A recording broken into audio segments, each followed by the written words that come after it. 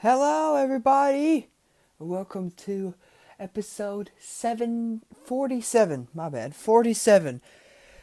My name is David Jones, and today we're going to talk about, once again, the entire week of this NBA. So, I think we're right now in week maybe like 8, 9. I didn't count, but yeah. So, the Pelicans went against the Celtics in OT. So I watched the game until the second half, the first half was over, halftime, and then I said, "Oh yeah, I'll go to bed," because first of all, this game in my time zone, the game started at 9:30 p.m. and it was school the other day and the next day and stuff, and so I had to go to bed at some point. And I thought to myself, the Pelicans aren't going to win that. But then Zion, oh my god, he dropped like 28. He had like 4 points in the first quarter, and then he started like, oh yeah, I'm going to drop 24 in the next 2 quarters and an OT. And bro, I don't know what's up with these Celtics, bro. Right now they're the 9th seed in the East. The Knicks, we are better right now than the Celtics. How? I have a question. Has anybody would have thought that the Celtics would be worse than the Knicks this season? I mean, as of right now, I'm not saying that they're gonna be worse than the Knicks the entire time, but as of right now, in any time, at any standpoint in the season, would the Knicks be better than the Celtics? Let's be for real. No. And you see, they have been actually playing worse. And I really think they're missing pieces. Gordon Hayward. I mean, the thing about was Gordon Hayward was probably like, Gordon Hayward is a great player, don't get me wrong, but he was constantly injured. And you were actually scared that his career would actually end with the Boston Celtics. Because he got injured again in the 2020 playoffs, in the bubble. And then you were like, shit, bro, nah. And the thing is, when Kyrie came to Boston, the Boston Celtics already gave him the keys to the team, Gordon Hayward. But then Kyrie comes, and then it becomes a problem, because then he drops like to the 4th or maybe even 3rd scoring option, although he would have thought he would have been the first scoring option behind Isaiah Thomas, who got traded to Cleveland for Kyrie Irving. So the first option was Kyrie, but it didn't work out, as we all know. Then Jason Tatum, then probably Jaylen Brown, and then Gordon Hayward. You know?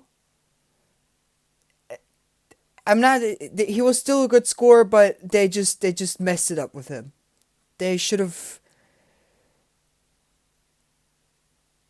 To get Kyrie was not a good move, but yeah. And also, they miss my boy Enes Kanter. They miss him. They don't have really. I mean, I guess Daniel Tice is a big that can score down low, and the new rookie Williams the third. I forgot his first name. Wait. I'll check for his name.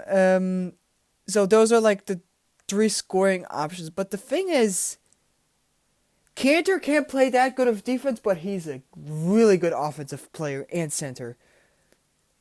He has a decent 3-point averaging. He's great in the post.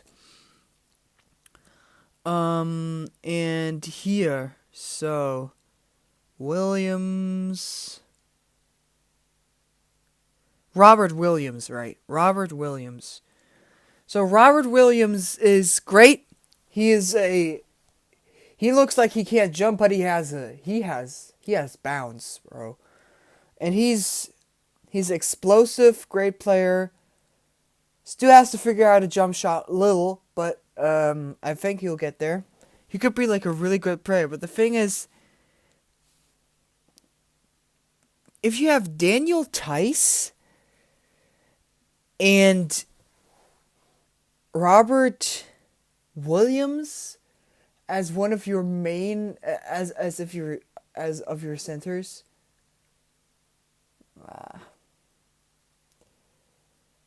it's, you can't even make a case for Marcus Smart to be like he's a great defender. He can also post up, but he's not a center, you know. And Daniel Tice is not the greatest fit for them, I have the feeling, because it's just he just doesn't fit into the rhythm of the team, you know? And what I fucking hate about this Boston franchise or franchises is that Boston fans are pretty fucking delusional. I'm saying that because, so Bill Simmons dropped in 2009. He dropped the book of Basketball, which is a great book. Anybody who wants to know a lot about basketball, like who, if you just started to become a basketball fan or something, I mean, it's a great book. The only two things that were like constantly, that I constantly disagreed with, were the points where he said that the game was tougher back in the 80s. He said that the 1984 season was tougher than the 1994 season. I already covered up about this this is so much tougher eras bullshit in the other podcast. You can listen to that. But the thing that he said that was really, really, really, where I was like, what the fuck are you talking about? He said that, so keep in mind, what are your favorite, what do you think are the greatest teams of all time?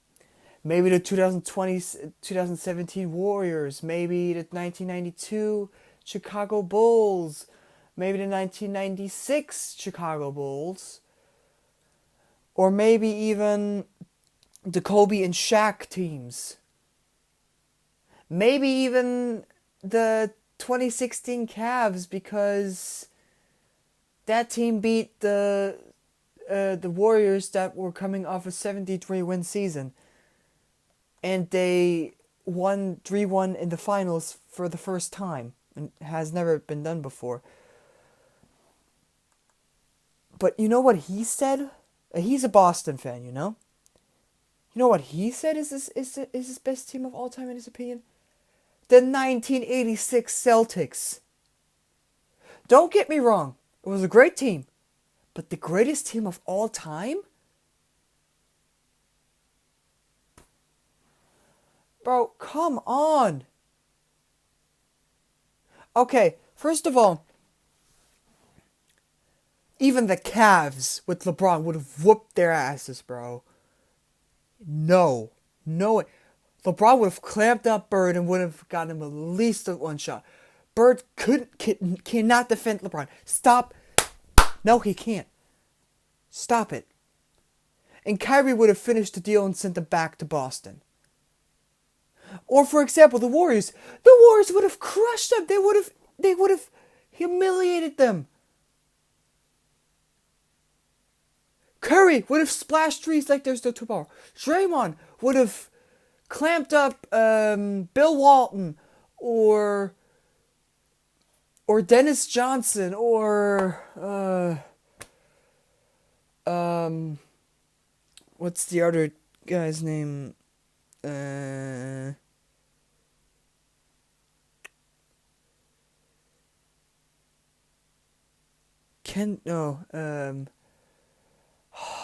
Wait. Regardless, never ever is that team the best team of all time. I know he wrote the book in 2009 and The Warriors weren't there, the Cavs weren't there, but at least the Bulls had, of course, the greatest player of all time, Michael Jordan. They had Scottie Pippen. They had Dennis Rodman. They have Steve Kerr. I mean,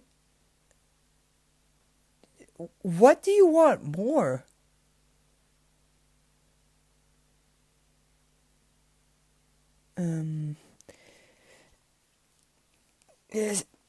This team would have been whooped so many times. The delusional part was that the 1996 team was already around from the Bulls.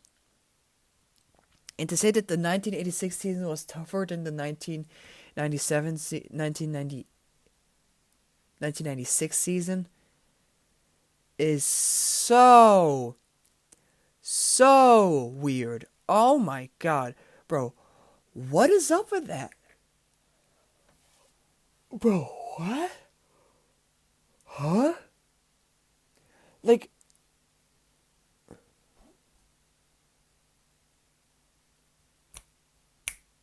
what are we even talking about here? Wait, I have to find my thought again. Is it? So you're saying that an era, the 90s, that were plagued with tough defense, what was this?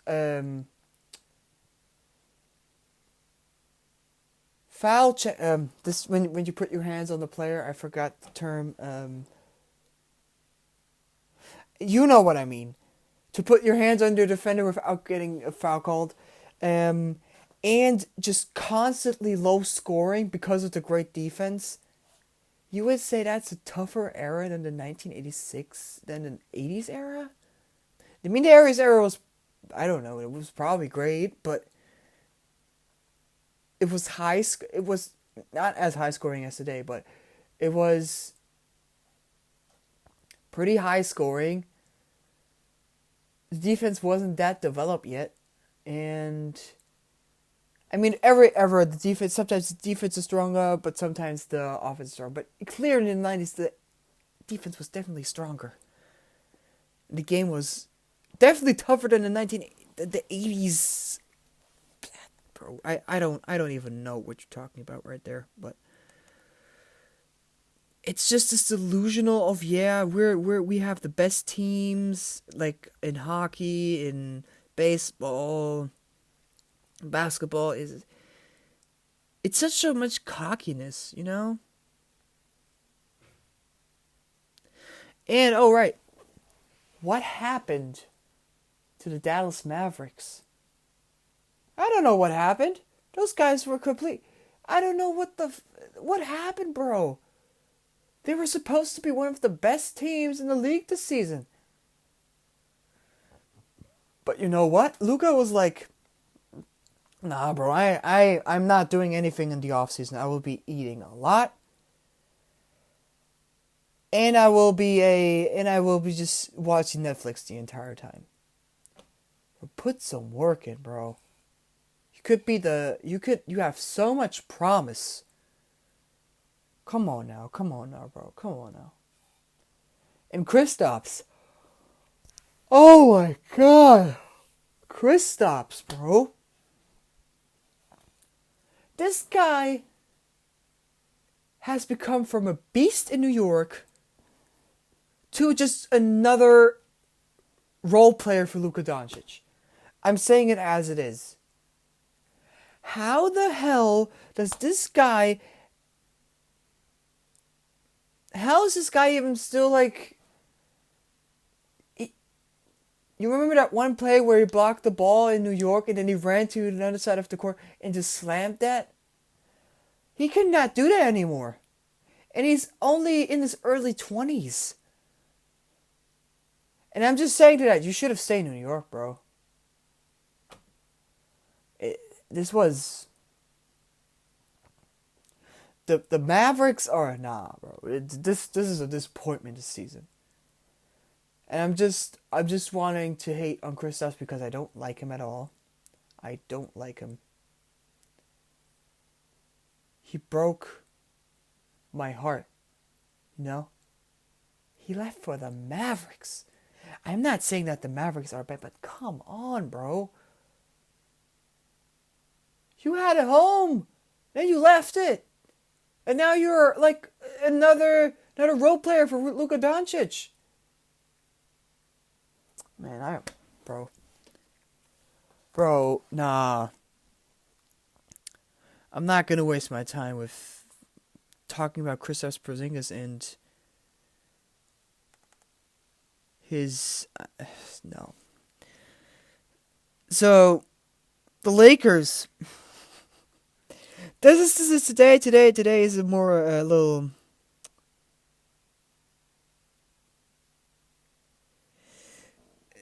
This is a little more negative podcast today. I'm trying to always keep it positive, but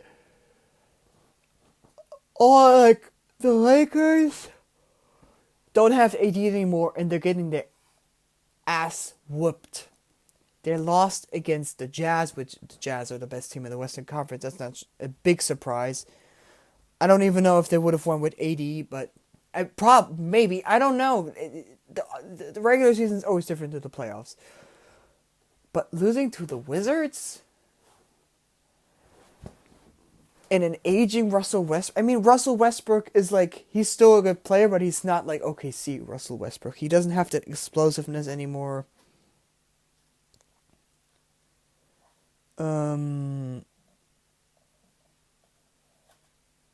But bro, LeBron is like, I'm scared. I'm scared LeBron could get like really seriously injured at some point, because he's the best player right now. I mean, he's still the best player on the team, even with AD. But AD has to come back soon, bro. Dennis Schroeder also has to come back at some point. LeBron has all the pressure on him right now. And he's dropping like 30 bombs every night. And he still can't get the job done because he needs more help. He needs AD and Dennis Schroeder to come back. He needs the primary ball handler of Dennis Schroeder to put some pressure off of him. You know? He also needs AD to also put some pressure off him, to pass on the ball and let him score. Just let him do his work. And if AD is that young and is already getting so much injuries, I would be pretty scared as a Lakers fan, bro. This is not looking good. Like, he's a different player than from last season and from New Orleans. He gets constantly injured. He doesn't get those crazy numbers up anymore.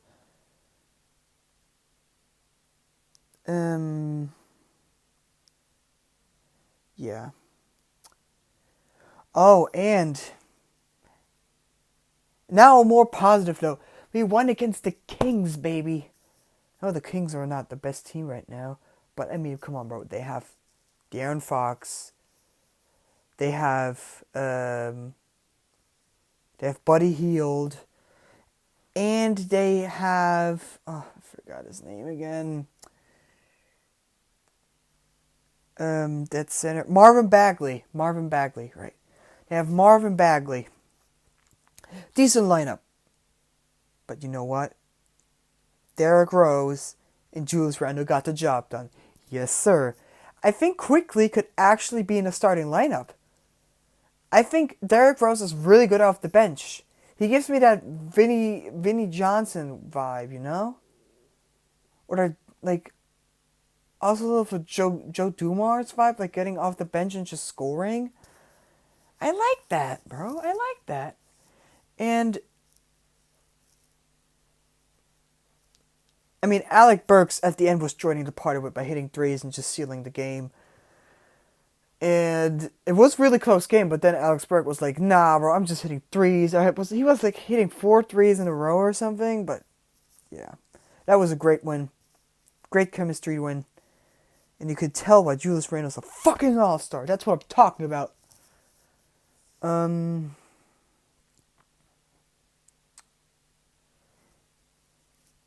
And we also had this really crazy OT win against Minnesota. And they had to go to OT, and Anthony Edwards and Katz were bringing the team back in the last minutes and wouldn't stop missing shots. But then, again, Julius Randle sealed the team. Let's go, baby. I love this guy, bro. I love him. But I voted for him like 5 times for the All-Star game, and he sure is an All-Star because he deserves it. He fucking deserves it. We're the 6th seed right now. We could actually make the playoffs. And this is a good chemistry vibe about this team. The last time they made the playoffs, 2014, was like a weird vibe with Melo. I don't know, was Tyson Chandler still on the team? Alright, Melo, Amari Stoudemire. It was just too much. These guys, the only big star they have is probably Julius Randle. And this is probably his best season he's ever had. And I'm so happy for him, bro. This is the best season he's ever had. It's with the Knicks. Let's go. It's not like Jason Kidd. I'm going to go and play my last seasons with the Knicks because I'm old and aging. Now we have a reputation, maybe, even as a team, to come to us. I don't want to change it up. I think it was really good move to get Derrick Rose because Derrick Rose is playing great. He's playing better than he played with us in 2016. And he wants to play with us. And another topic, I have to apologize to the Nets, bro. I've disrespected them for not playing good off defense, for a lot of egos clashing. Especially have to apologize to James Harden. I still think he's an asshole, but he has really changed his role to fit on the team, you know? And he wants to win. That's my predictions. And he wants to change for the better of the team, you know? I think sometimes what Kyrie still says is kind of bullshit, but I wanted to apologize for the Nets because I've disrespected them and I have been not nice to the Nets. I've been like, oh, they're not going to win. Probably because I'm a Knicks fan and probably because I don't like James Harden. And, yeah. So, I wanted to apologize. It's, like, different from other stars, you know? Like, when Melo came to the Thunder, he was like, nah, bro. I ain't a sixth man. I mean, James Harden is not a sixth man, but he wants to go into a lesser role to support his team. Or with Pippen when he went to the Portland Trailblazers. He should have went a lesser role, like the second behind Charles Barkley, maybe also behind Akeem, but he wasn't willing to do that. But it's just James Harden is also willing to sacrifice for his team, you know, and I think that's great. I just think the things that he did in Houston were not that great. So if you like this podcast, this was a long one. Oh yeah, and yes, just as you said, subscribe to the channel and turn on notifications. If you like this podcast, leave a like, of course. And until next time, peace!